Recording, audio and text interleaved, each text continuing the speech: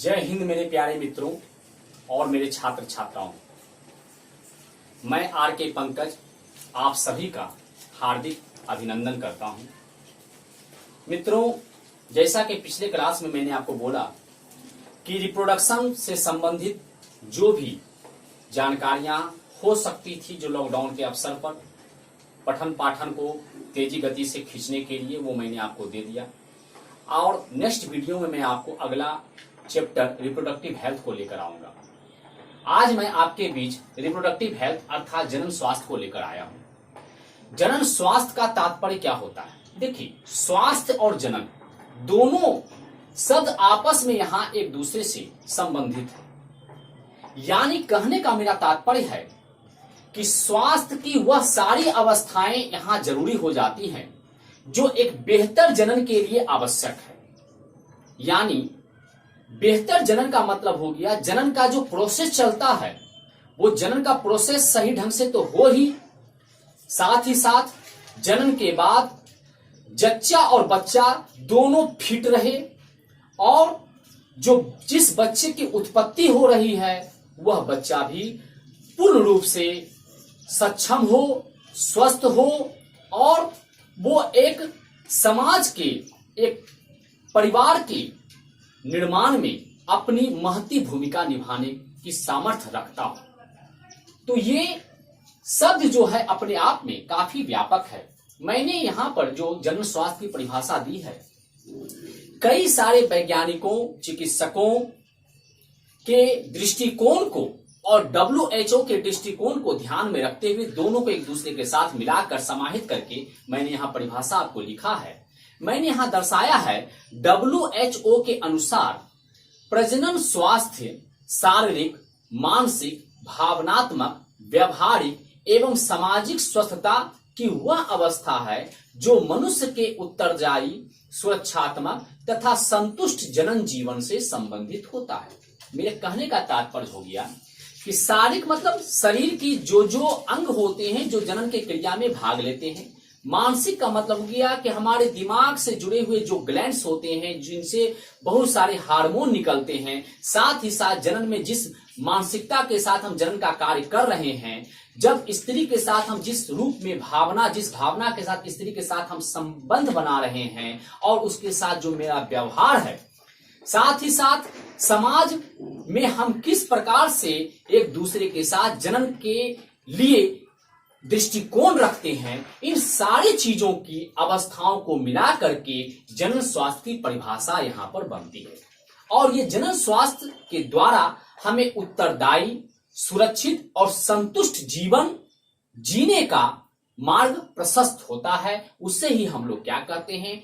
जनन स्वास्थ्य कहते हैं। समस्याएं इसके मार्ग में कौन कौन सी हैं? इसके मार्ग में बहुत सारी समस्याएं आ सकती हैं।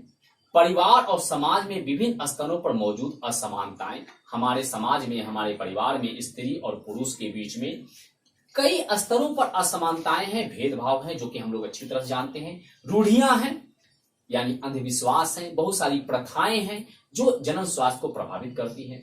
संकोच की भावना है, स्त्री के शरीर में बहुत सारे परिवर्तन हो रहे होते हैं। जब वह एक लड़की कन्या से जो है आपको यौवन अवस्था को प्राप्त करती है तो शरीर की बनावट में बहुत सारे परिवर्तन होते हैं। उसके हार्मोन में जो इफेक्ट आता है, उस हार्मोन के इफेक्ट से बहुत सारी क्रियाएं नई नई शुरू होती हैं। तो इन सारी क्रियाओं के शुरू होने से, बनावट में परिवर्तन आने से उसके अंदर एक जिज्ञासा होता है और जिज्ञासा जो है वो अपने से किसी से शेयर नहीं कर सकता है। साथ ही साथ उसके शरीर में अगर किसी प्रकार का कोई रोग आ रहा है, किसी प्रकार का उसके शरीर में असंतुलन देखने को मिल रहा है, तो वो अपनी बातों को किसी से शेयर नहीं कर पाती है। यहां तक कि अपने घर की जो स्त्रियां होती हैं, जो दूसरी महिलाएं होती हैं, उनको भी बतलाने में वह जो है परहेज करती है और जिससे जो है हमारा जनन स्वास्थ्य क्या होता है? प्रभावित होता है।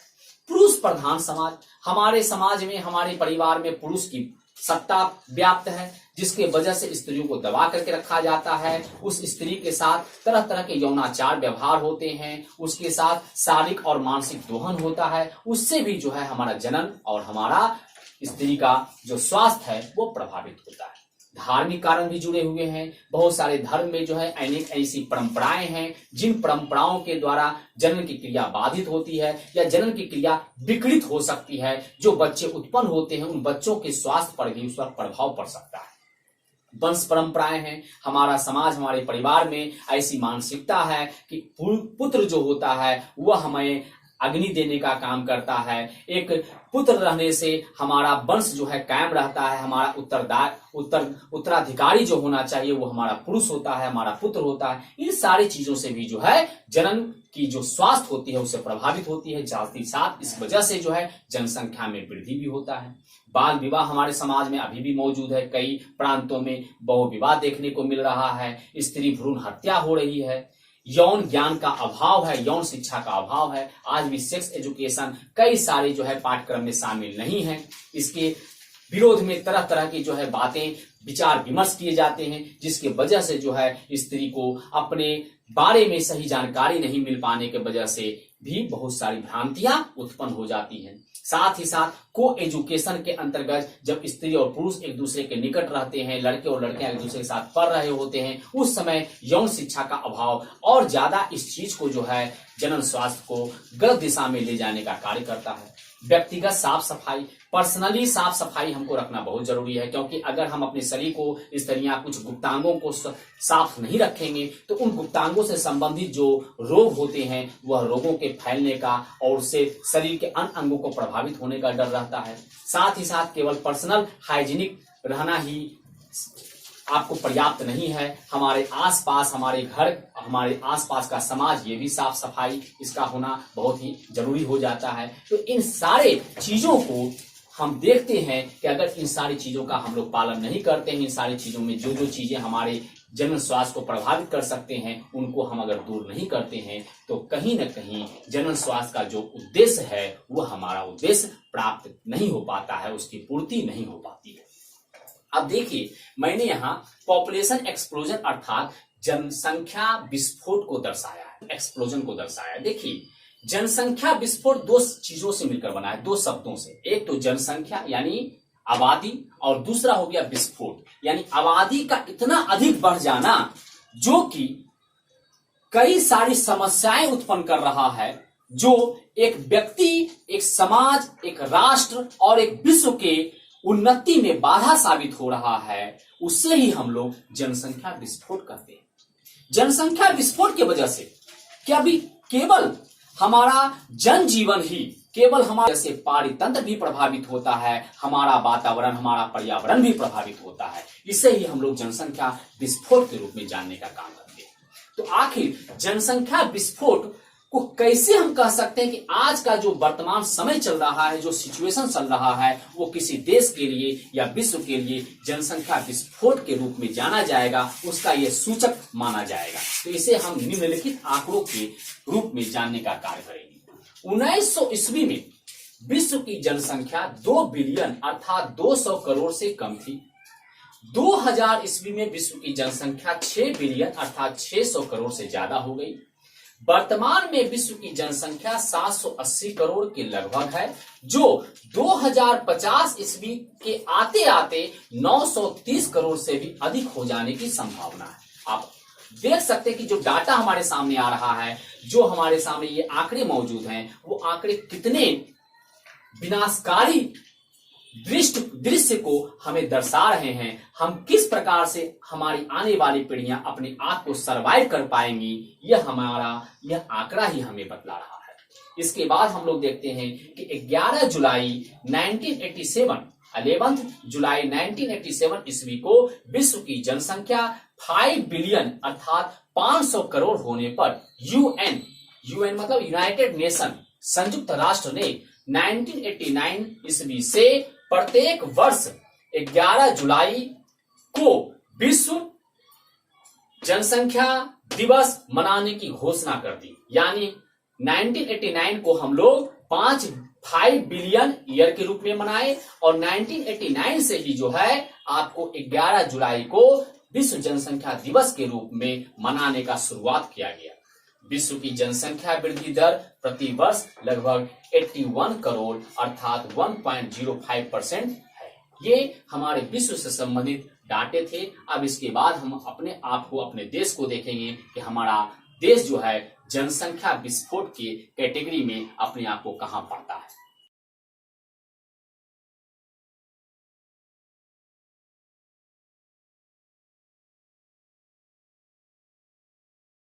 मित्रों, यहां मैंने भारत के संदर्भ में जनसंख्या की क्या स्थिति है या जनसंख्या विस्फोट में भारत कहां किस स्थान पर आता है, उसे मैंने यहां दर्शाया है। यहां मैंने लिखा है, अविभाजित भारत की जनसंख्या 1901 ईस्वी में, जब भारत बटा नहीं था, भारत, पाकिस्तान, बांग्लादेश सभी मिला हुआ था, उस समय अविभाजित भारत की जनसंख्या 1901 ईस्वी में 238 करोड़ थी, 238 मिलियन थी। 1947 में जब भारत का विभाजन हो रहा था, उस समय यह जनसंख्या 50 साल 46 साल में बढ़कर कितनी हो गई, 350 मिलियन हो गई। वर्तमान में भारत की जनसंख्या 138 करोड़ से अधिक है। यानी आजादी के दौरान जब भारत का बंटवारा होने वाला था, उस समय भारत, पाकिस्तान, बांग्लादेश सभी जो मिले हुए थे, उस समय उसकी जनसंख्या 350 थी। जिस समय भारत गुलाम था, जब अंग्रेजों का शासन था, 1901 ईस्वी में भारत की जनसंख्या 238 थी। तो 1901 से 1947 आते आते, अर्थात 46 वर्ष में यह 238 करोड़ जनसंख्या बढ़कर 350 करोड़ हो गई। और जब भारत का विभाजन हुआ, तो विभाजन होने के बाद भारत और बांग्लादेश बने, भारत और पाकिस्तान बने, फिर पाकिस्तान से टूटकर बांग्लादेश का निर्माण हुआ। तो इसके बाद जो भारत की जो जनसंख्या रह गई थी, वह जनसंख्या बढ़ते बढ़ते बढ़ते बढ़ते आज के वर्तमान मौजूदा हालात में यह जनसंख्या 138 करोड़ तक पहुंच गई है, जो कि हम लोग बराबर सुनते भी हैं। यानी उन्होंने 130 करोड़ भारतीयों का जो संबोधन में उच्चारण किया है, तो ये 130 करोड़ जो भारतीय दर्शाए जा रहे हैं, ये हमारे जनसंख्या गणना जो होती है उसके आधार पर वो बतला रहे हैं। लेकिन मैंने यहाँ 138 करोड़ लिखा है, क्योंकि यह जो है आज का वर्तमान डाटा यह कह रहा है कि यह 133 करोड़ जनसंख्या जो है बढ़ते बढ़ते आज 138 करोड़ तक पहुंच गई है, जो विश्व में 17.7% जनसंख्या अपना दर्शाता है।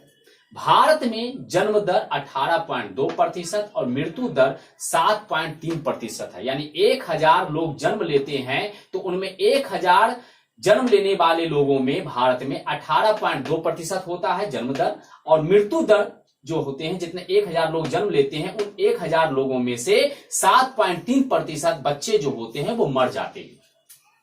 भारत का जनसंख्या घनत्व 464 व्यक्ति प्रति वर्ग किलोमीटर। देखिए, इसको फिर से मैं आपको समझा देता हूं। 1000 लोगों में जन्म दर कितना है, 18.2%, और 1000 लोगों में मरने वालों की मृत्यु दर कितनी है, 7.3%।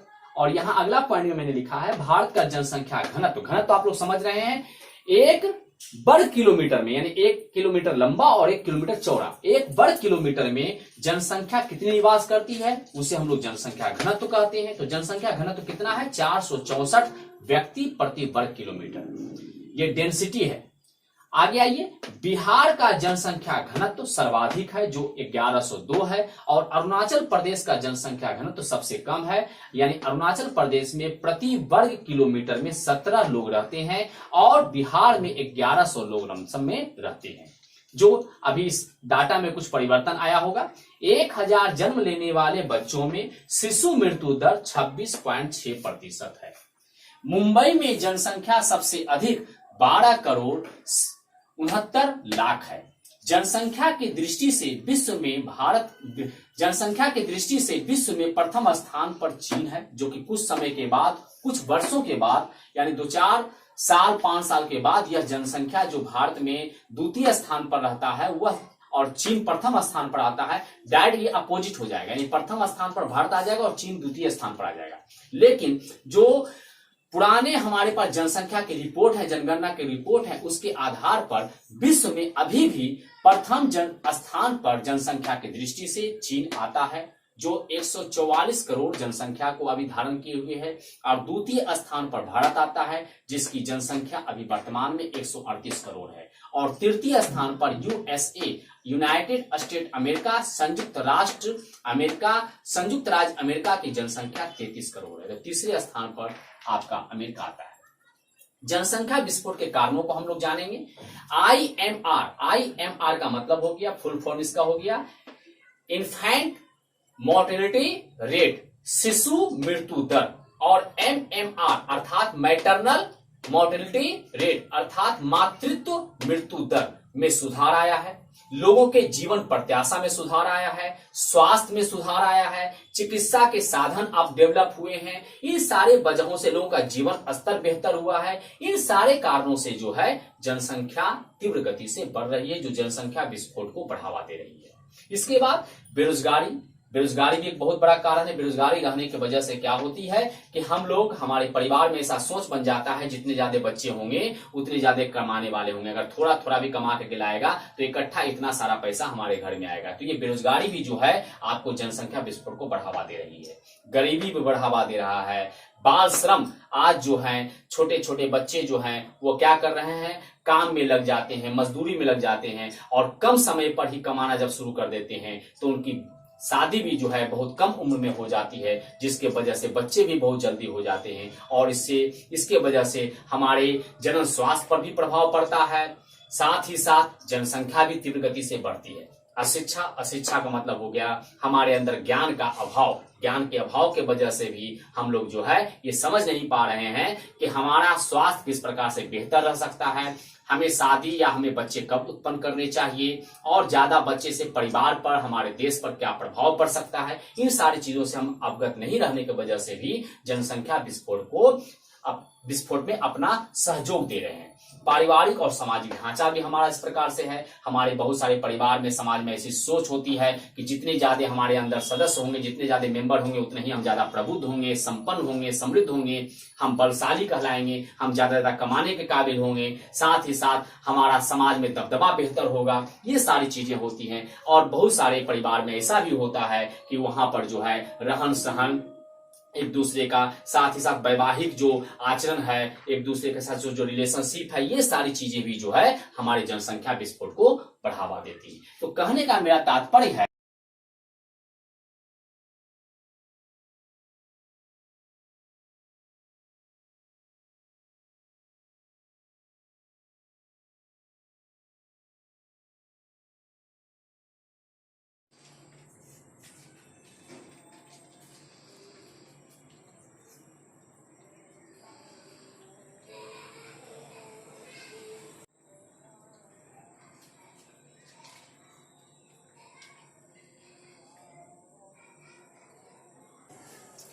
दोस्तों, नोट के अंतर्गत मैंने यहां लिखा है डेमोग्राफी। डेमोग्राफी का तात्पर्य हो गया जनसंख्या का अध्ययन। डेमोग्राफी का तात्पर्य जनसंख्या का अध्ययन अवश्य होता है, लेकिन इसमें केवल जनसंख्या का जो अध्ययन किया जाता है उसका अध्ययन का आधार केवल जनगणना करना नहीं होता, बल्कि इसमें विभिन्न दृष्टिकोण के तहत आबादी का प्रेक्षण किया जाता है, आंकड़े जुटाए जाते हैं, और वे आंकड़े किन किन बातों पर आधारित रहते हैं उसे हम लोग यहां देखेंगे। तो डेमोग्राफी में मैंने यहां लिखा है जनसंख्या यानी जनगणना करना, जन्म दर, कितने लोग कितने हजार पर किस प्रकार से जन्म ले रहे हैं, मृत्यु दर क्या है, लिंगानुपात यानी सेक्स रेशियो क्या है, विभिन्न आयु वर्ग यानी लोगों का जो है एज ग्रुप क्या है, प्रव्रजन मतलब कितने लोग बाहर जा रहे हैं, कितने प्रवसन बाहर जाके रह रहे हैं, कितने लोग बाहर से आगे के यहाँ रह रहे हैं, इत्यादि का अध्ययन जो है करना ही डेमोग्राफी कहलाता है। भारत में प्रथम जनगणना अर्थात सेंसस 1891 ईस्वी में यानी आजादी के पहले हुआ था। रोकथाम, किस प्रकार से जनसंख्या विस्फोट को हम रोक सकते हैं, तो जो रोकने के लिए जो मेन कारण हो सकते हैं, जिसे कि हम लोग यहाँ पर कह सकते हैं कि एक प्रकार से अवेयरनेस जगा करके शिक्षा के द्वारा हम लोग किस प्रकार से लोगों में जो है जनसंख्या विस्फोट को रोका जा सकता है, उसको ध्यान में रखते हुए मैंने यहाँ रोकथाम के उपाय बतलाए हैं। देखिए, सबसे पहले सेक्स एजुकेशन, लोगों में यौन शिक्षा देनी बहुत ही जरूरी है, ताकि वो यौन शिक्षा के द्वारा ये जान सके कि हमें वैवाहिक उम्र कब धारण करना चाहिए, विवाह की सही उम्र क्या होती है, और बच्चों को जो है जब जन्म देने की बात आती है तो कितने गैप पर बच्चों को जन्म देना चाहिए, कितने बच्चे हमें उत्पन्न करने चाहिए। ये सारी चीजें स्वास्थ्य से संबंधित, ये सारी चीजें जो है सेक्स एजुकेशन में आती है। इसके बाद शिक्षा एवं जागरूकता अभियान, लोगों को शिक्षित तो करना ही चाहिए, साथ ही साथ उसमें जागरूकता अभियान भी हमें जगाना चाहिए, उनमें अवेयरनेस हमें जगाना चाहिए। जागरूकता अभियान के अंतर्गत बहुत सारे माध्यम हो सकते हैं, प्रिंट और इलेक्ट्रॉनिक मीडिया, नुक्कड़ नाटक, प्रचार प्रसार जिसमें होर्डिंग, पंपलेटिंग, ये सारी चीज हो सकते हैं। ऑडियो और विजुअल मीडियम, यानी हम लोग भाषण के द्वारा, रेडियो के द्वारा, टेलीविजन के द्वारा भी हम लोग जो है लोगों में जागरूकता का अभियान चला सकते हैं। कंट्रासेप्शन मेथड, कंट्रासेप्शन मेथड का मतलब हो गया कि जनसंख्या को रोकने के लिए जो गर्भ निरोधक उपाय होते हैं, जो गर्भ निरोधक उपाय अस्थायी या अस्थायी आते हैं, उनको हम अपना करके भी जनसंख्या विस्फोट को कंट्रोल कर सकते हैं, उसे नियंत्रित कर सकते हैं। अगला मैंने यहां पर जो पॉइंट लिखा, वो पॉइंट किन बातों को दर्शाता है? जनन स्वास्थ्य को प्रेरित करने एवं जनसंख्या विस्फोट को रोकने हेतु उठाए गए कदम। देखिए, मैंने पहला पॉइंट दिया है 1951 में परिवार नियोजन कार्यक्रम अर्थात फैमिली प्लानिंग प्रोग्राम की शुरुआत हुई। भारत प्रथम देश था जिसने परिवार नियोजन कार्यक्रम शुरू किया। नेक्स्ट 1977 ईस्वी में इसका नाम बदलकर, अर्थात परिवार नियोजन कार्यक्रम का नाम बदलकर राष्ट्रीय परिवार कल्याण कार्यक्रम अर्थात नेशनल फैमिली वेलफेयर प्रोग्राम कर दिया गया। 1992 ईस्वी में शिशु उत्तरजीविता एवं सुरक्षित मातृत्व कार्यक्रम अर्थात child survival and safe motherhood programme की शुरुआत की गई। 15 अक्टूबर 1997 ईस्वी में जनन एवं बाल स्वास्थ्य सेवा कार्यक्रम reproductive and child health care programme, जिसे RCH कहते हैं, की शुरुआत हुई, जिसके तहत पोलियो, टीबी, खसरा, टिटनेस का टीका दिया जाता है, विटामिन ए का जो है दवाई दिया जाता है, अन्य दूसरे स्वास्थ्य से संबंधित, जच्चा बच्चा से संबंधित जो है दवाइयां दी जाती हैं, और 24 घंटे प्रसव की सुविधा, एम्बुलेंस की सुविधा प्रदान की जाती है। ये सारी चीजें जो है हमारा इनके द्वारा एक तो जनन स्वास्थ्य को बेहतर बना सकते हैं, और साथ ही साथ जनसंख्या विस्फोट को भी हम कंट्रोल कर सकते हैं। जनन लेने की जो तीव्र गति है उसे हम नियंत्रित कर सकते हैं। मित्रों, आज के इस क्लास में मैंने आपको जनसंख्या से संबंधित बातों को बतलाया। नेक्स्ट वीडियो में मैं आपके बीच लेकर आऊंगा कि किस प्रकार से हम जनसंख्या विस्फोट को रोकने के लिए कंट्रासेप्टिव मेथड अर्थात गर्भ निरोधक उपाय, गर्भ निरोधक विधियों का सहारा ले सकते हैं, जिसमें अस्थायी विधियां और अस्थायी विधियां, अस्थायी मतलब टेम्पोररी मेथड, और दूसरा अस्थायी अर्थात परमानेंट जिसको हम सर्जिकल मेथड कहते हैं, उन्हें हम लोग अपना सकते हैं। इन सारी चीजों पर मेरा अगला वीडियो आधारित होगा। तब तक के लिए आप अपने पंकज सर को इजाजत दीजिए। जय हिंद, जय भारत।